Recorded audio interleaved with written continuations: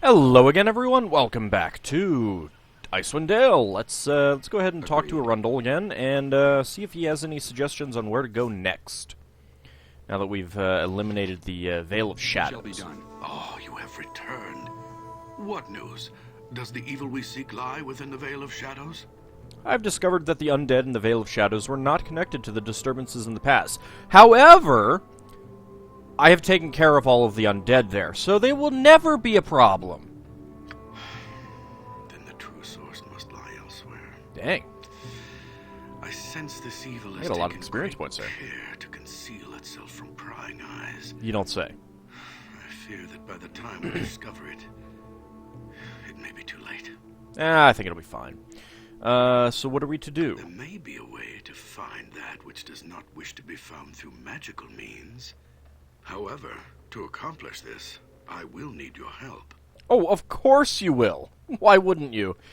Well, we are ready to help any way we can. Then here is what must be done. I need you to find an ancient druidic artifact known as the Heartstone Gem. It is a powerful scrying stone that can be used to divine the location of this evil. I hope you've used some divination magic to divine the location of this Heartstone Gem. You haven't, have you? Long ago, the Heartstone rested here, within this shrine. The druids of Kuldahar used its power to gain insight on the balance and to look into the affairs of men throughout the realms. To spy, to eavesdrop, to be the NSA. Okay. Then, one day, an initiate of the shrine stole the Heartstone and fled Kuldahar. The young druid had grown impatient with the humble teachings of his mentor, the archdruid, and hungered for power of his own. He disappeared into the mountains, along with the artifact, and was never heard from again. You know, maybe this really powerful artifact that let you watch over people everywhere in the realms should have been kept on a chain, you know, one of those locking cables that they use to connect computers to desks so they're not stolen. Just saying. A few short years after the theft, there were rumors of a strange cult establishing a temple in these mountains.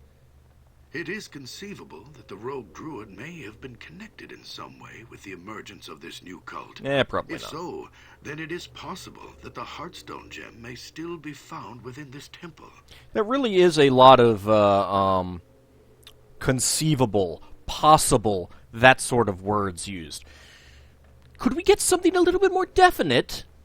Again, locate object, a spell like that, perhaps? Just saying. The temple is rumored to lie in a canyon far to the east of Kuldahar. I have updated your map to help you find your way. Oh, thank you. Journey to the temple and discover if the Heartstone is indeed there. If so, return it to Kuldahar, and I shall use its power to find the answers we seek. I'm going to go out on a limb and say either number one, it's not there. Number two, if it is there, it's not going to give us the answers we seek. But if it does, if he can use it, it will lead us to something else that may possibly give us the answers we seek. It's just the way these things go. Very well, we shall do as you ask. Hey, Ellie can now level up. Oh, wow. Not just her. Moonshadow can as well. Interesting how one of them got the level up and then the journal got updated. Alright. I am prepared. Let's go ahead and get you a level up to level... I guess you will get up to level 6. Level up. Pickpockets are up to 85. Now, I have heard that a couple people here in town have some pretty good stuff to borrow, shall we say. Got a level 2 spell. 85 pickpockets. No new proficiency slots. Alright, and Ellie will get up to level 5. No new proficiency slots. Gets another level 1, and 2 level 3 spells. lore increased by 3. Well, let's see. I did get some new spells. I'm actually going to go with Melf's Acid Arrow rather than Agonizer's Scorcher. It's not a very good spell for a backline spellcaster. I need more 3rd level spells, though. So I guess she gets 2 haste spells. You got another 2nd level. I gave her Detect Invisibility and Cat's Grace. It's not usable only on... Yeah, that's usable on other people, so that's good.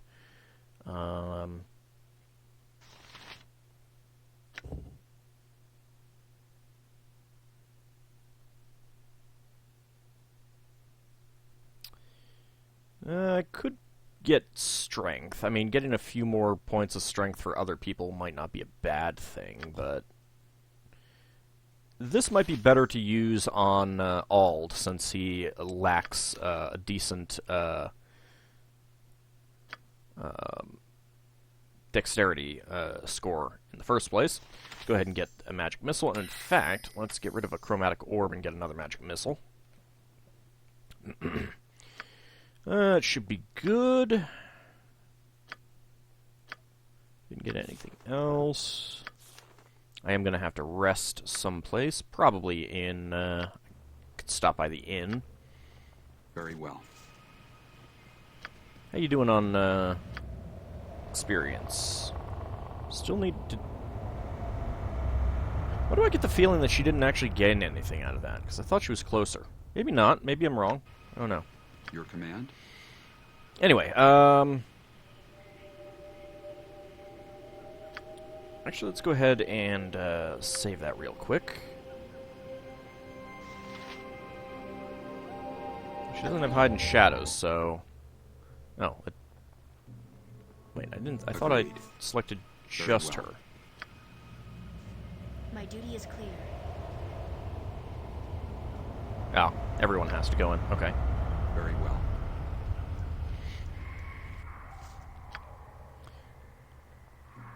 Yes. So we've got 85%. Pickpocket succeeded. Alright, so we got that. We got a ring here. Yes. Well, I suppose we'll look at it. A ring of free action. Adventar's gift. This ring was given to the reef scavenger and hunter known only as Adventar by a group of aquatic elves along his friends. His help in routing the pirate king Queen Yanandra of Dambreth was instrumental in their survival, though Yanandra continues to be feared anywhere the water meets land. Wearer is immune to everything magical and otherwise that impedes mobility in any way, although he can still be hasted and receive beneficial movement effects such as those granted by Boots of Speed. So, I believe there is someone else who has one. I believe that would be Auric the Grey. Oh, incidentally, I did buy a magic item. I decided to buy the Girdle of Gond for open locks plus 10% and find traps plus 5%. We still have a goodly amount of cash, 6,000. Yes. Decided not to buy anything else. Very well. So let's go visit Auric the Grey and see if we can pick his pocket.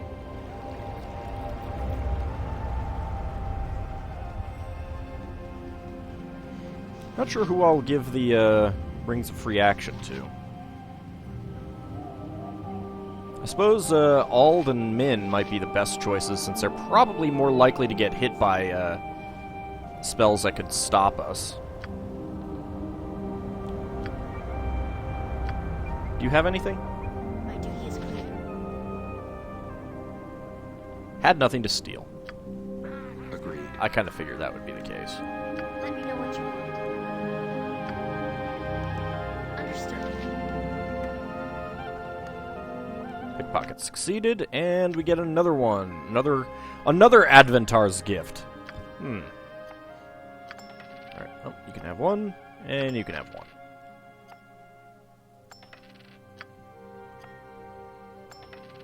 There we go.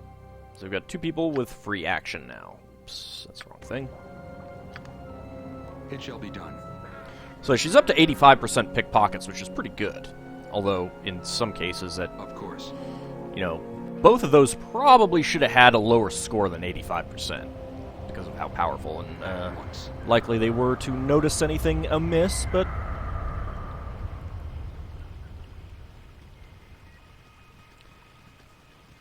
How do you pickpocket a ring anyway? Well, actually, no. That's. I shouldn't say that. I mean, it depends on the ring and the fingers, but it actually is. That now that I think about it, that is kind of a classic magician trick type thing to slip a ring off your finger while you're not looking. Yes, her duty is clear to pickpocket the shopkeeper. That's it exactly. Forward. Not sure what else we will find. I almost feel like this should go someplace. Should probably go to the Root Cellar Tavern, see if they say anything about Lysan. Since, you know, we did kind of kill her. Might want to mention that, you know, the barmaid was kind of an enemy of the town.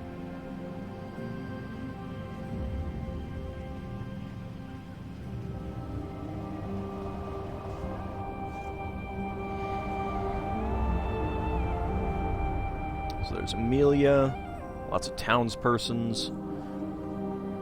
Onward.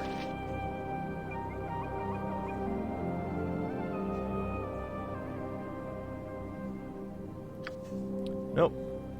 Doesn't say anything.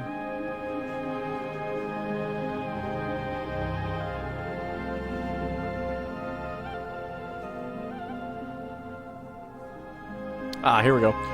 Whitcomb, I had a disturbing encounter with one of your barmaids, Lysan, in the Vale of Shadows. I was wondering where that fool woman had gone off to. I was worried she'd been taken by raiders, but in the Vale, you say? She said she was going to visit family in Upper Kuldahar, like she does every other month or so. I suspect that was a story that she told you so you wouldn't know she was going on religious retreats. She was a priestess of Oral. She would head up to the Vale to do the will of her goddess. She won't be coming back. Well, are you serious? Lysan may be as cold as a witch's breast, but a priestess of the Frost Maiden? Come now, don't jest with what... Look, I did what had to be done, but she had winter in her heart and meant Kuldahar harm, so I was forced to fight her. I don't wish to discuss it anymore. Listen to me, you jabbering skeleton. She was an Oralite priestess, and she's dead. Now silence, or perhaps you were in league with her all along. What is your... No, that's... Go with that. I see. Well, to tell the truth, I suspected Lysan was something more than she let on, but still, an Oralite priestess. My. Well, I'll see that her belongings are thrown out and burned without... Wait, her belongings? Do you mind if I keep them? There might be some clues in them, especially if they're valuable. I would like to see these items. Perhaps they contain some clues as to what is transpiring in the Dale. If not, then I shall see that they are kept safe. Hey, all right. Well, all right, I've got them here. Make haste and hand them over, then, though. Thank you, Whitcomb. I have gained items. Sweet. I was not expecting that. Cure critical wounds. Cure serious wounds. Another protection scroll. Protection from fire, it looks like. You can have that. You can have that. And threadbare robe. Oh, let's see about identifying that. Alright, protection from fire, as I suspected. And Mantle of the Coming Storm. That sounds a little bit more like a Talos item, but okay. The seemingly threadbare robe had become dormant upon Lysan's command, so as not to expose herself as a priestess of Oral.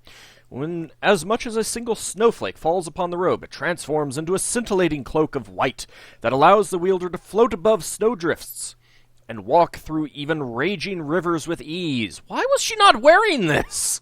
Seriously, that'd be an awesome thing to have had in the Vale of Shadows.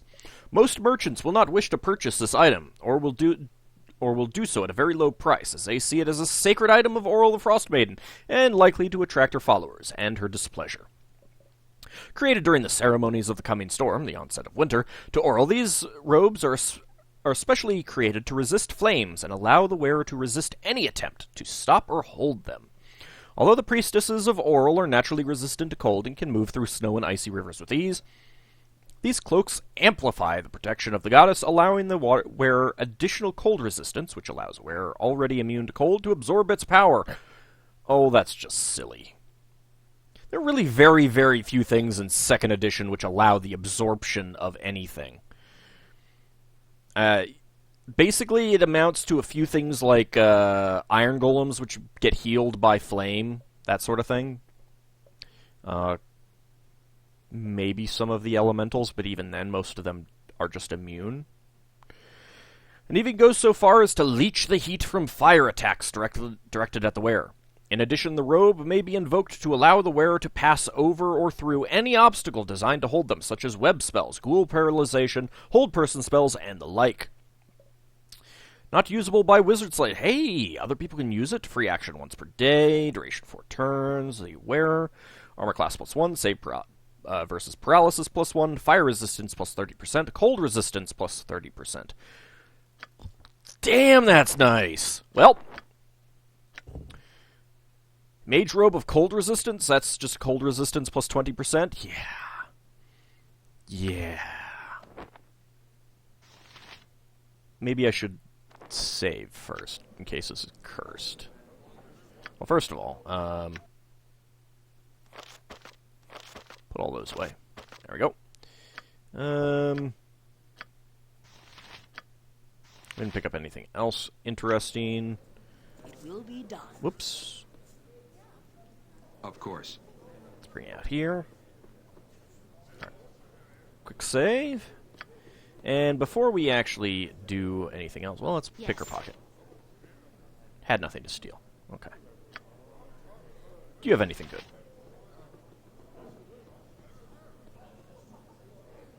Had nothing to steal. Ow. Okay.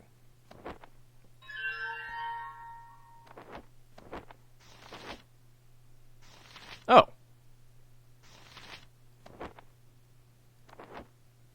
My God, she can wear them both at the same time. That's crazy. So, protection from cold and resist fire cold. Do I get a list of this somewhere? Yeah, cold 50% resistance. Wow. I like that. I like that. I'm here. Okay, well, it's not cursed. Agreed. I'm not sure if we ever went into this house. I feel like I meant to at some point, and I just never did. Townsperson. Or maybe I did, and it... Yeah, okay, there's nothing to do here. So, It shall be whatever. done. Let's see. Oh, yes. I did notice that the gnome up here wants to see the Girdle of Gond. So let's go up here and see what that's all about. Once I realized that, I reloaded the game to go through the off-screening that I did and made a plan to come here afterwards.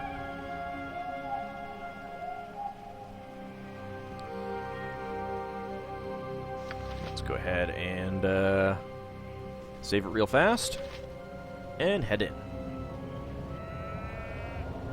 Agreed. Hello! Welcome back. I heard from Org that you bought the Girdle of Gond from him. I had my eye on that girdle for some time, but didn't act fast enough. I have a proposal that may be beneficial to both of us if you'll hear me out. I wanted to examine the girdle to see how it works, what enchantments have been used, how it's assembled, in the hopes that I may be able to make one myself.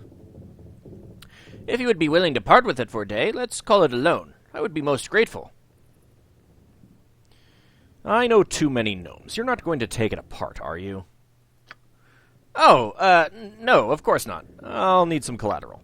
I'm afraid I don't have much I can spare at the moment. Would you take 50 gold?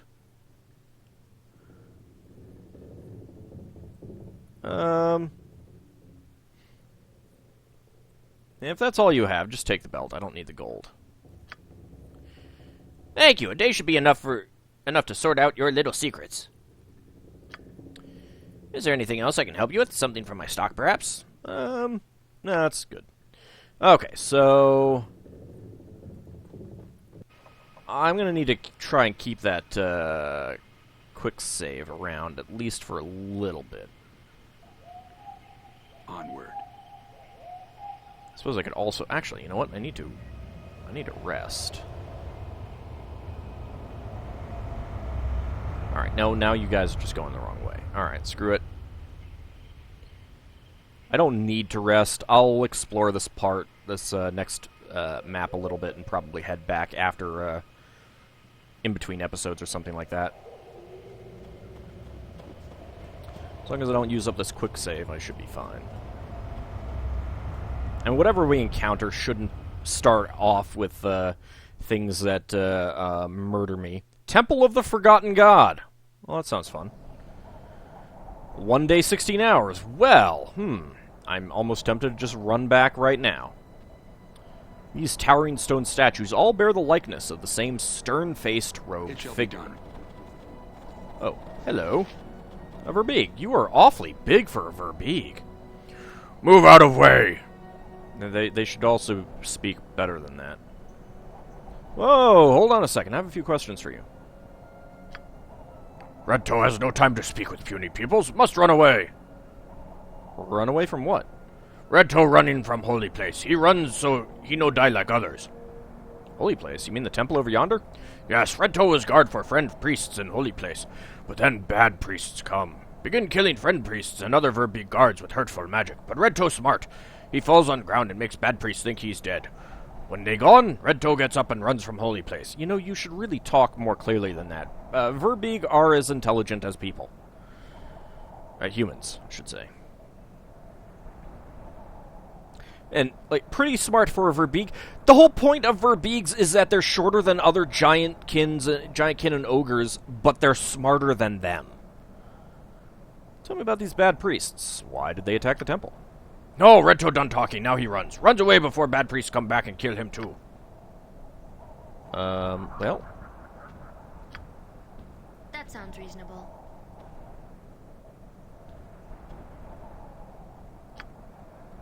Dang it.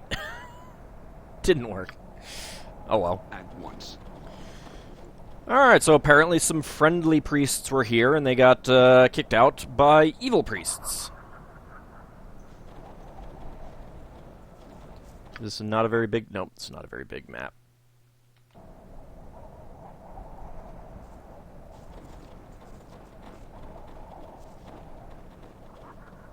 Nothing really up on the ledges or anything like that, it looks like. Well, let's go inside, see what we have to face. Nothing to start with. Hello. Defilers, again you profane this temple with your murderous presence. Whoa, whoa, whoa! There must be some mistake. We've never set foot in this temple before now. There is no mistake. The bodies of my slain brothers are not even cold, and yet more intruders arrive, no doubt to finish us off. Well, you'll find that this time we shall not fall so easily. Guards! Guards! The intruders have returned! Hey! Whoa! Well, alright. You know, I mean, if that's what you want.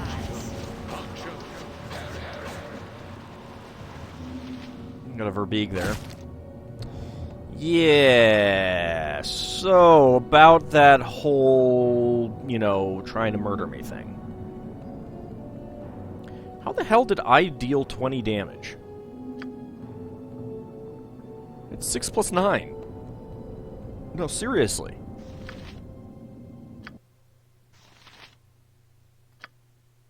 $10 to 17. How did I deal 20 damage? I seriously do not get this game sometimes. Oh, I did check I do more damage, more base damage with the long sword than the two-handed sword. It's like 8 to 17 with the two-handed sword. So, how can I help? Sticking with that. Your life is forfeit. Hello. You guys want to, you know, like die now? Ow! Stop that. Quite rude, sir. Make peace with your gods. God's grant me strength. These guys seem a lot more, there we go. More resilient than they should be. The statue is of a robed figure sitting cross-legged as if poised in meditation. Its features are the same as the statues outside. Your command? My command is to see what they drop. Not much. Alright, so they have large shields, and they have halberds. You have just a medium shield. So, I think I'll have you take that. There we go. It shall be done. Well.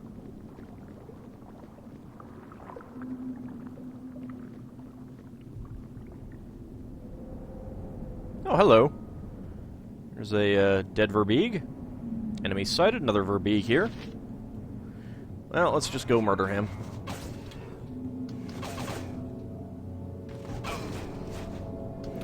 Alright, looks like Ald's gonna need some healing soon. In fact, right about now might be a good idea.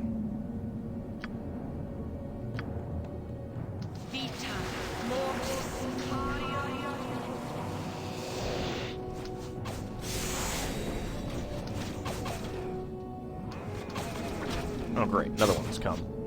Well, time to heal up a bit more.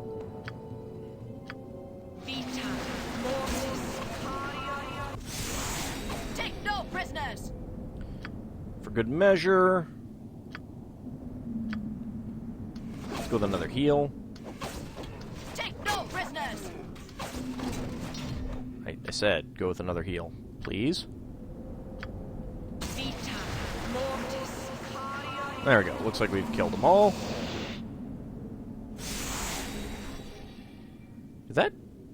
That cleric had nothing on him, the acolyte. No weapons, nothing. That's just silly.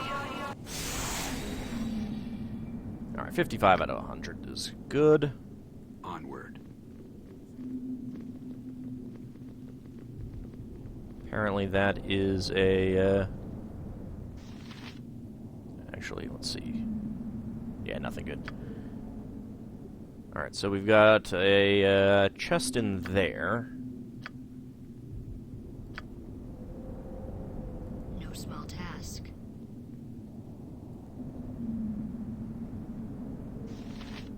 Is it trapped? Does not appear to be trapped.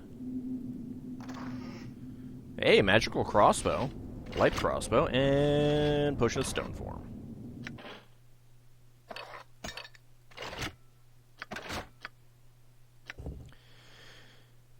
Light crossbow +1. What is that? That is a finest light crossbow.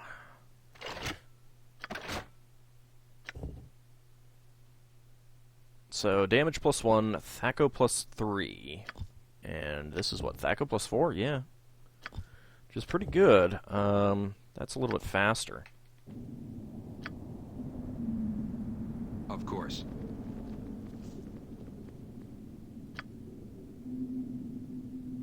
Back onto detecting traps.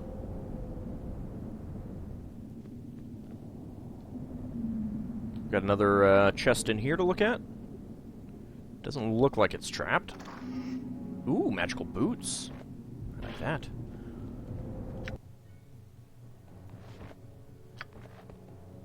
Oh, Moonshadow. Boots of the Many Paths, created by a gnomish illusionist in 931 DR. How do we know that exactly? The Boots of Many Paths have been worn by a number of adventurers who have sold the items through legitimate means for many, many years. According to their maker, Weldy Baker. Really? Really?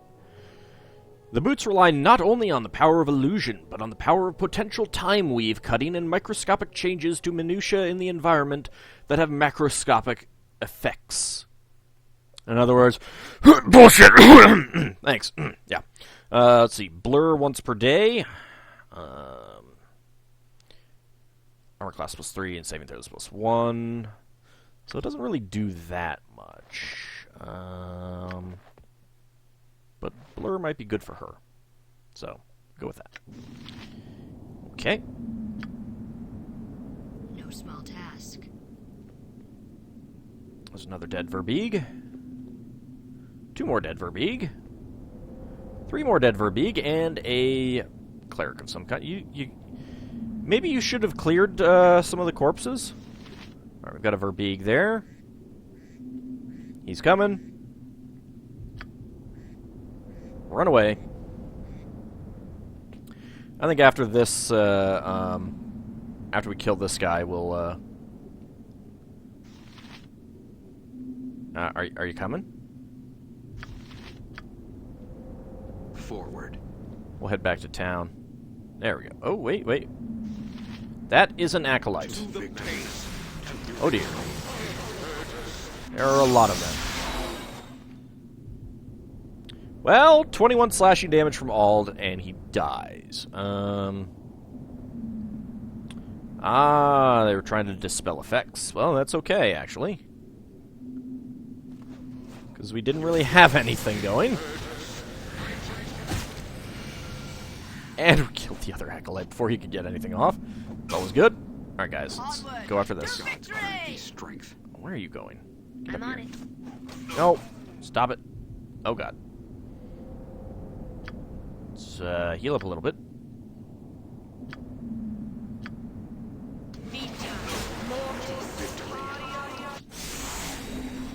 You know what? For good measure, lay on hands on yourself. There we go.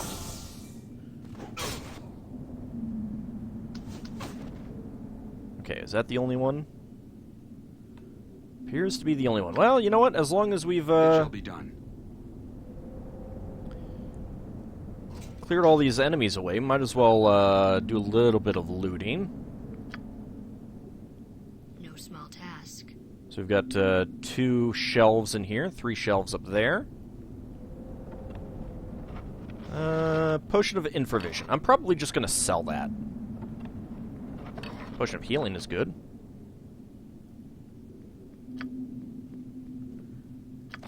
Take the coins.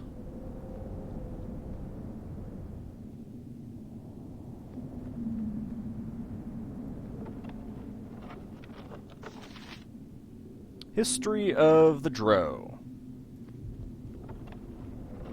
Oh, History of the Drow 2. History of the Drow 1. History of the North. Another History of the North.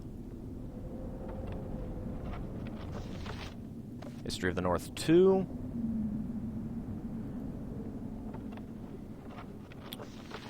Ooh, Skull Trap and Protection from Fire. And History of the North 1. You know what? Let's extend the episode a little bit and read some of these. History of the Drow, The Descent. We know very little of the Ilithirii, or Elves of the South, before this crucial event. Even then they were known as Dark Elves, for the hue of their skins. They dwelt in the jungles and hot forests of the South, a proud, warlike, culturally advanced, some sages of other elven people say decadent, folk. The Ilithirii attacked all neighbors, including other elven tribes. Their cruel raids and depredations, ordered by warlike nobility and the clergy of their 2 cruel deities, Gonadar and Lolth, forced elves, humans, dwarves, and others to ally against them. Defeated in a series of titanic magical battles, also known as the Crown Wars, the Dark Elves fled into underground warrens they had earlier discovered. This event, known as the Descent, marked the end of the Drow as a surface-dwelling race. So is History of the Drow. And History of the Drow 2. The Dark Wars. The warlike Drow nature did not change when they escaped their surface foes during the Descent. In fact, they immediately launched a series of wars to establish territories in the Underdark. They began by stealing and seizing dwarven magical items and using them against the dwarves, establishing an enmity that is still strong today.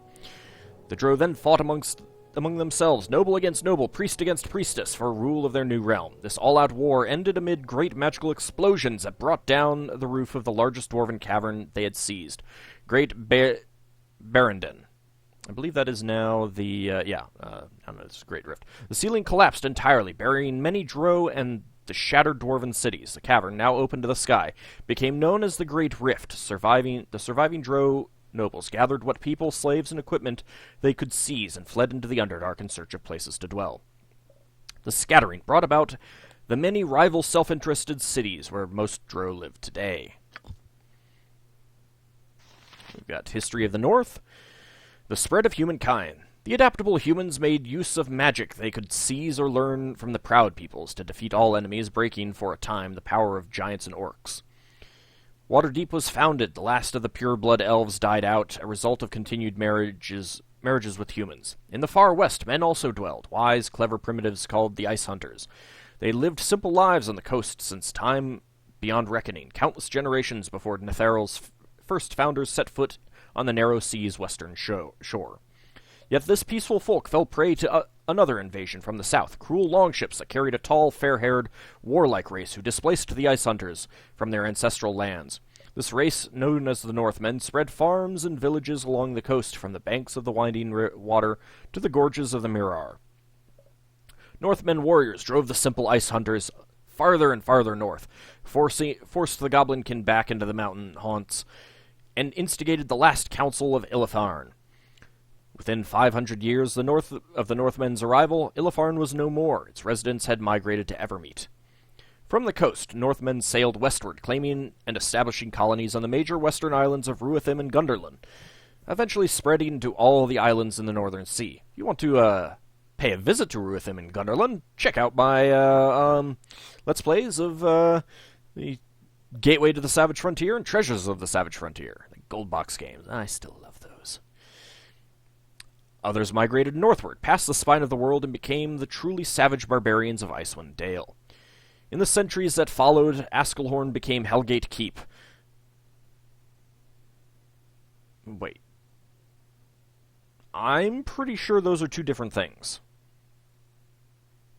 When it fell into the hands of fiends, and Irlan collapsed under the attack of a new orc horde, the elves fled southeast, joining with Northmen, Netherese descendants, and dwarves to form what would later be known as the Fallen Kingdom. This realm was short-lived and collapsed under the next orcish invasion, though in dying it dealt the goblin races a blow from which they have yet to recover. So it's the north there one, and that's the same thing. Oh, no, it is not actually. The Elven Exodus. This era left behind elven strongholds, ripe for pillaging by humans and orcs. When elves chose to leave the north and travel to Evermeet, their works quickly disappeared, leaving only places like the Old Road and a ruined port in the high forest to mark Irland's passing. And yet it was not only the elves who would disappear from their long-held homes, the human nation of Netheril also stood on the brink of history.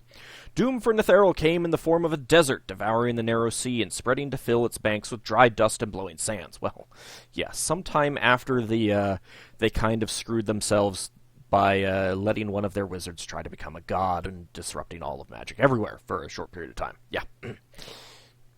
Legend states that when the great wizards of Netheril realized their land was lost, they abandoned it and their countrymen, fleeing to all corners of the world and taking the secrets of wizardry with them. More likely, this was a slow migration that began 3,000 years ago and reached its conclusion 1,500 years later. Whatever the truth, wizards no longer dwelled in Netheril. To the north, the once majestic dwarven stronghold of Delzund fell upon hard days. Then the orcs struck. Orcs have always been foes in the north, surging out of their holes every few tens of generations when their normal haunts can no longer support their burgeoning numbers. This time they charged out of the caverns in the spine of the world, poured out of the abandoned mines in the Grey Peaks, screamed out of their lost dwarfholds in the Ice Mountains, raged forth from crypt complexes in the Nether Mountains, and stormed upward from the bowels of the High Moon Mountains? I don't remember High Moon Mountains. Never before or since has there been such an outpouring of orcs. Delzund crumbled before this onslaught and was driven in on itself. Netheril, without its wizards, was wiped from the face of history. The Irlan elves alone withstood the onslaught, and, with the aid of the treants of Turlang and other unnamed allies, were able to stave off the final days of their land for yet a few centuries more. In the east, Irlan built the fortress of Askelhorn and turned it over to refugees from Netheril, as Netherese followers built the town of Kars in the High Forest. I'm pretty sure Askelhorn was a port during the Netheril times. I have to go back and look. The fleeing Netherese founded Lork and Loudwater. Not sure about that either. The others wandered the mountains, hills, and moors north and west of the High Forest, becoming ancestors of the Uthgard and founders of Silvery Moon, Everland, and Sundabar. The ancestors of the Uthgard were the Rengarth, I think. barbarians who lived on the surface below Netheril, essentially. I don't know if they... I mean, this is published after all of that stuff was, so... The game. Some things seem to be amiss. Read that one. History of the North, the Crown Wars. Humans immigrated in bands from the Shining Sea and up to the Sword Coast. They became seafarers, striking out across the waves to the Moonshaes, Mintarn, Ruithim, and the Northern Islands. Elves engaged in an unceasing war against each other, with the humans and orcs taking over the resulting ruins. Perhaps the greatest calamity to befall the fair folk was a dark disaster, a killing magic that took the form of a dark burning cloud. It enshrouded the kingdom of Mieratar, and when it faded away some months later, not an elf lived, nor were the trees left, only an open blasted moor, the High Moor. All was not dark for the elves. Although in retreat, as barbarian humans and orc hordes grew in strength, their power rose in the Elven Court in Evereska, remaining a stronghold to this day.